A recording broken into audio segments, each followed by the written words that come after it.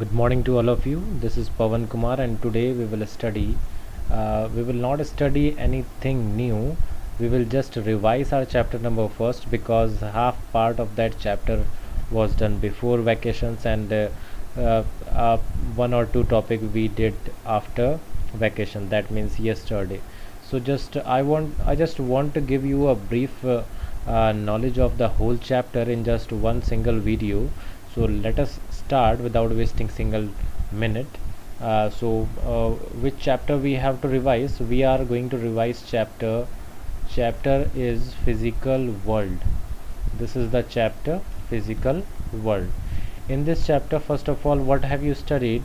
You have studied that uh, all the all laws of physics, all laws of physics, wherever we can apply them, that place is known as physical world.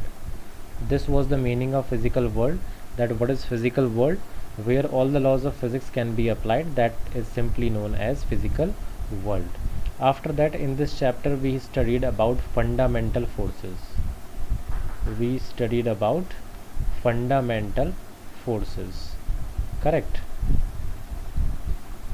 So there are four type of fundamental forces we have studied here.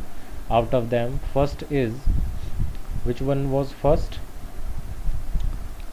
The first one is gravitational force. First one is gravitational force. So what was gravitational force? Gravitational force was force which was applied force wait a minute force which was applied between two objects, and the two objects we considered like their masses will be m1 and m2, and the distance between them it will be r.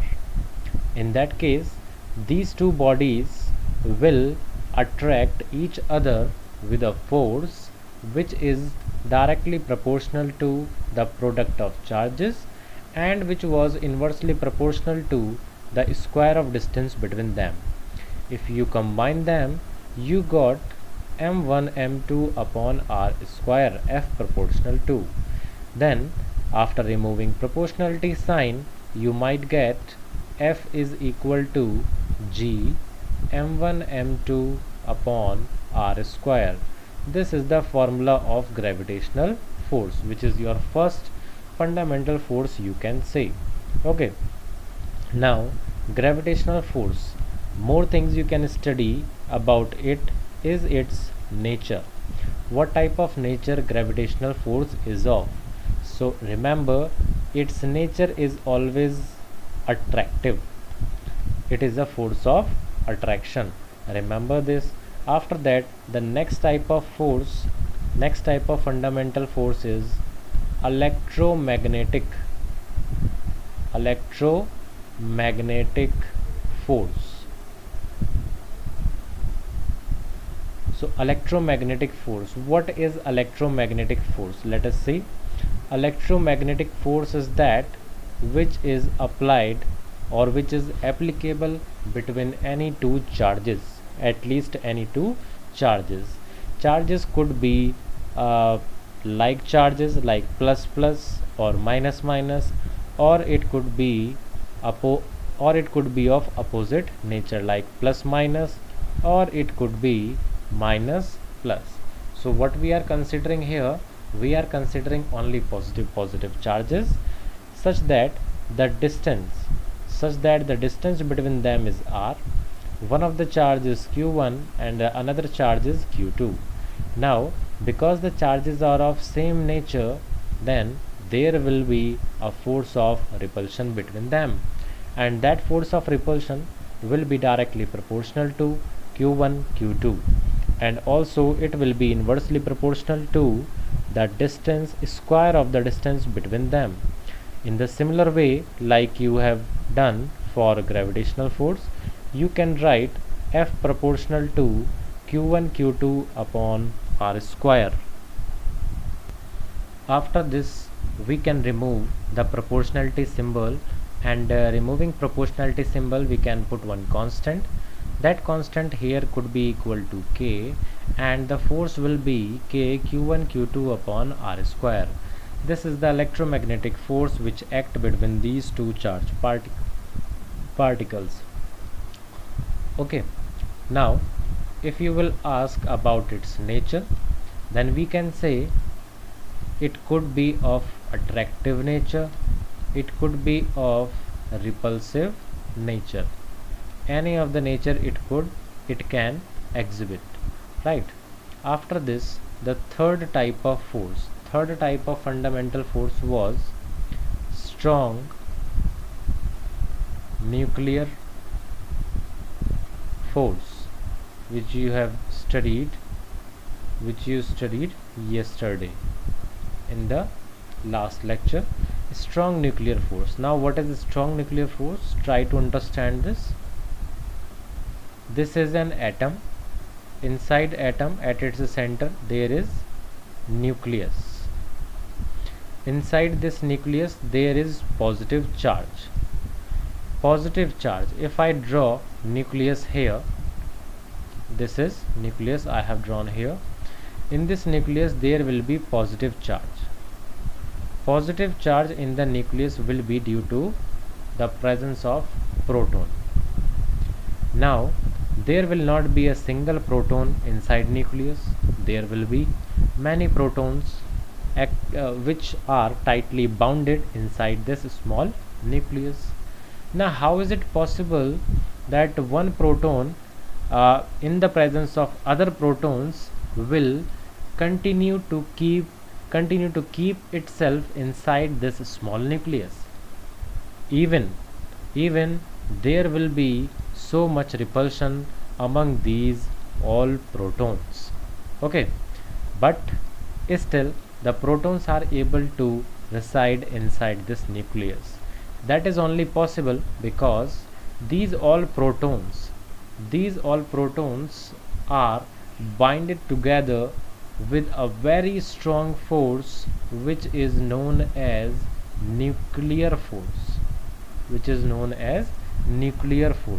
And also remember, not only these protons are present inside this nucleus. This nuclear force, what is its work?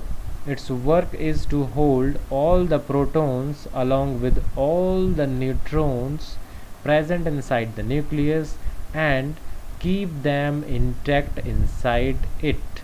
Okay, तो nuclear force का काम क्या हो गया? Strong nuclear force का काम हो गया कि सारे के सारे प्रोटॉन्स और सारे के सारे न्यूट्रॉन्स को आपस में यहाँ पर बांध करके रखना होता है. This is the work of strong nuclear force. After this, fourth type of force, fundamental force, we will study. That fundamental force is weak nuclear force.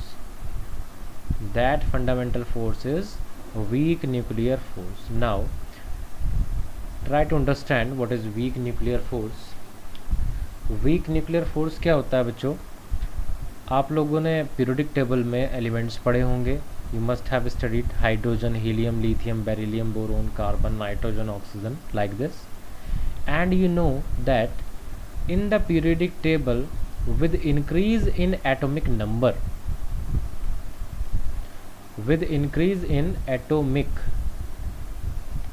number, their size also increases. जो atoms होते हैं उनका size भी बढ़ता चला जाता है. पहले छोटे साइज़ का होगा, उसके बाद धीरे धीरे क्या होता है, एटम का साइज़ बढ़ता चला जाता है ना. तो यही चीज़ मैंने यहाँ पर लिखी है. अब जैसे जैसे एटम का साइज़ बढ़ता चला जाएगा, ठीक है, क्या होगा, the nucleus which is present inside all these atoms, inside this nucleus the number of protons, भाई क्योंकि एटॉमिक नंबर बढ़ रहा है तो ये जो प्रोटॉन्स होंगे इनकी संख्या भी क्या होने लगेगी, बढ़ने लगेगी. अब अगर इनकी संख्या बढ़ने लगेगी तो क्या होगा, एक दूसरे को ये और ज़्यादा रिपेल करेंगे, ठीक है। इतना रिपेल करेंगे कि ये इससे बाहर आना क्या हो जाएंगे, स्टार्ट हो जाएंगे।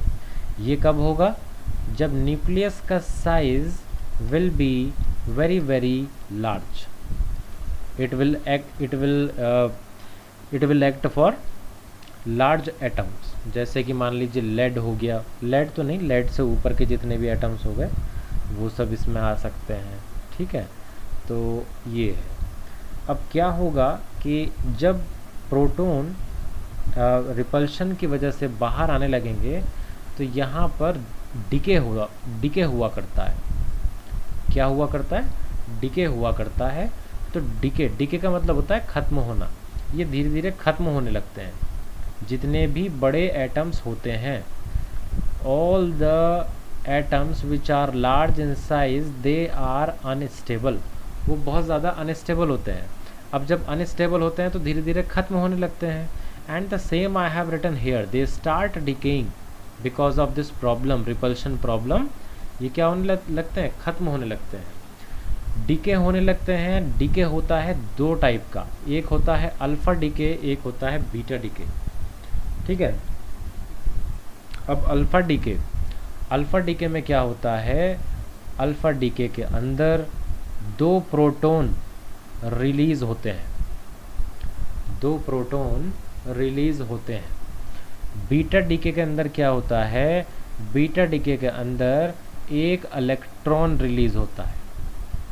बीटा डीके के अंदर एक इलेक्ट्रॉन रिलीज़ हुआ करता है, ठीक है। लेकिन खाली ये दो प्रोटॉन रिलीज़ नहीं होते हैं अल्फ़ा डीके के अंदर, इसके साथ साथ एक और क्या होता है, एक और चीज़ रिलीज़ होती है जिसे हम क्या कहते हैं, जिसे हम कहते हैं एंटी न्यूट्रिनो, ठीक है। Neutrino children, here neutrino will not come, neutrino will come with this, okay. And not only neutrino, it will be anti-neutrino. So with the decay of alpha particle, there will be two protons, and not only two protons, equivalent to two protons. This alpha particle will be equivalent to two protons, and along with this some neutrons will be released, right. ये जो protons बाहर आ रहे थे, ये बाहर आने के time पर क्या होता है, न्यूट्रॉन में कन्वर्ट हो जाते हैं, ठीक है। और बीटा डीके में क्या हो रहा था, बीटा डीके में ये इलेक्ट्रॉन्स बन रहे थे। तो ये जो कन्वर्जन होता है ना, the conversion of protons into neutrons और the conversion of protons into electrons, यही होता है किसके द्वारा, for this only weak nuclear force is responsible. इसी के लिए न्यूक्लियर वीक फोर्स रेस्पॉन्सिबल हुआ करती है। ये है आपकी वीक न्यूक्लियर फोर्स, और इस तरीके से आपने चार फोर्सेस पढ़ ली। Now we will arrange all the four forces in the order of decreasing strength. So the most powerful force will be strong nuclear force. This is the strongest fundamental force. After that, which force will come?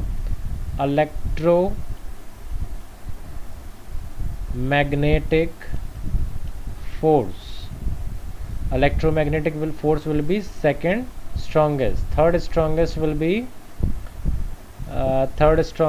be weak nuclear force. And the fourth, or you can say the least strongest, will be gravitational force. This will be the least strongest. This is most strongest, this is least strongest, and this is the order of their strength. So this is the end of this video. In this video we revised all the four forces, the four fundamental forces which we have in our first chapter.